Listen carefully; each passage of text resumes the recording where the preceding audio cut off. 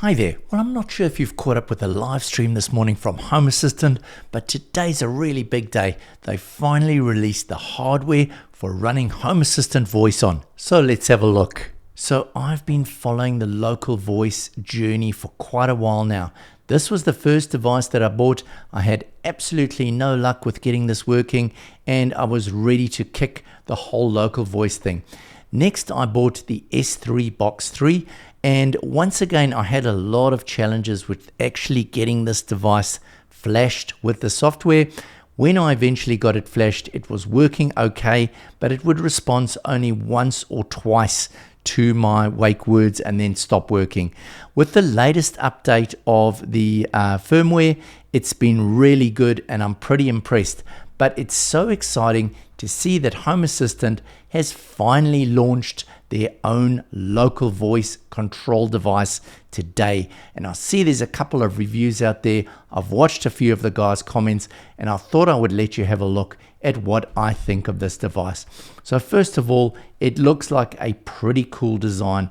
We have this little control wheel, which is similar to the old iPod Touch back in the day, where you move your finger around and you can adjust the volume. It's then got this circular LED ring, which can actually display things like timers, plus you can use it to change color and give feedback as based on an automation.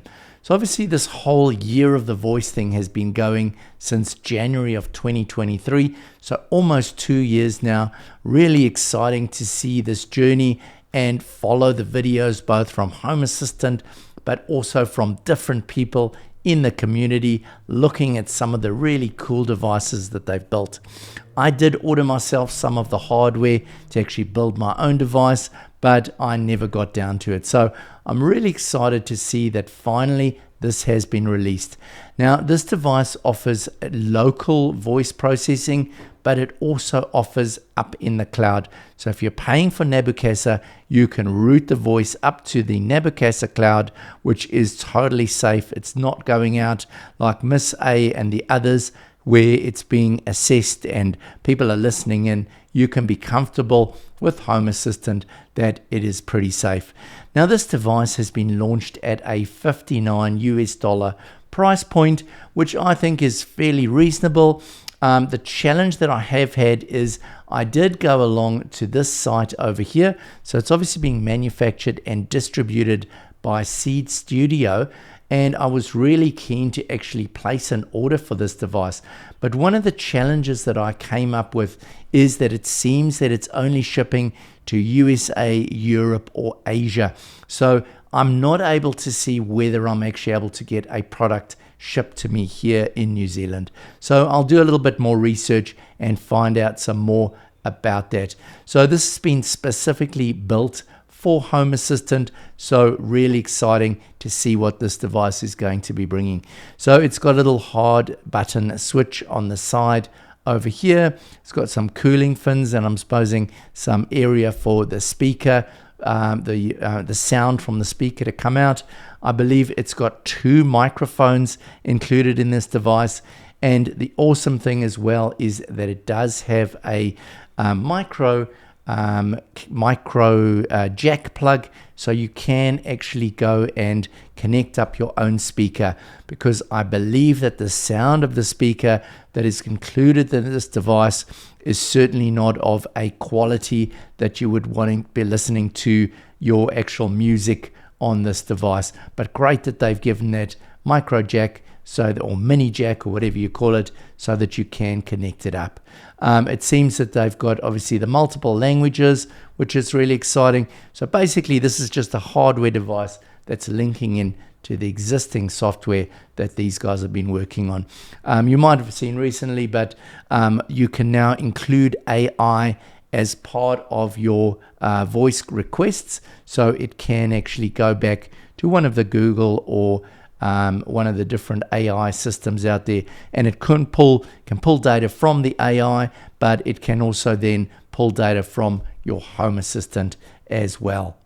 Having a look at the specs of this device, quite a nice looking plastic case, as you can see, and there's your USB-C power and your little jack there for adding your additional speaker. So size wise, we're looking at 84 by 84 by 21 millimeters. Physical controls, we've got that button, the rotary dial, and the mute switch. Internal speaker and 3.5 millimeter audio jack. It's an ESP32S3 system on a chip with 16 megabytes of flash storage, 8 megabytes of octal PS RAM.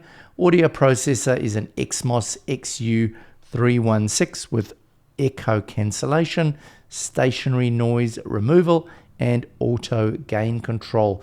And it's also got a dedicated I2S line for audio in and out.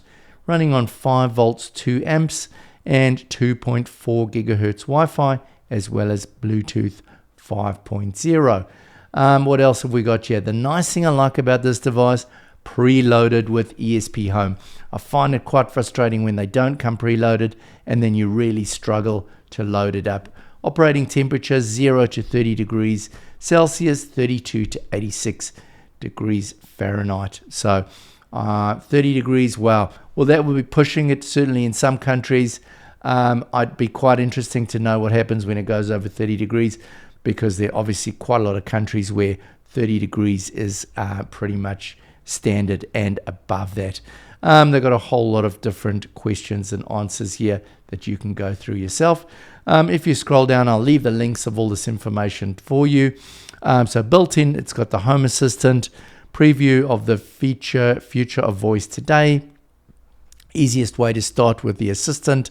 It's a totally private voice assistant, multi-language support, advanced audio processing, visual and audio feedback from that LED ring, physical control, blends into the home, really nice looking unit built on ESP Home. So yeah, you're ordering it through Steed Studio. So if you've received one of these devices, please let me know what your thoughts are. Be fascinating to hear from you, and I'll be placing my order as soon as I can and giving you some feedback on my thoughts. That's all for now. If you've enjoyed this content, please like and subscribe, and I'll see you in the next one. Bye for now.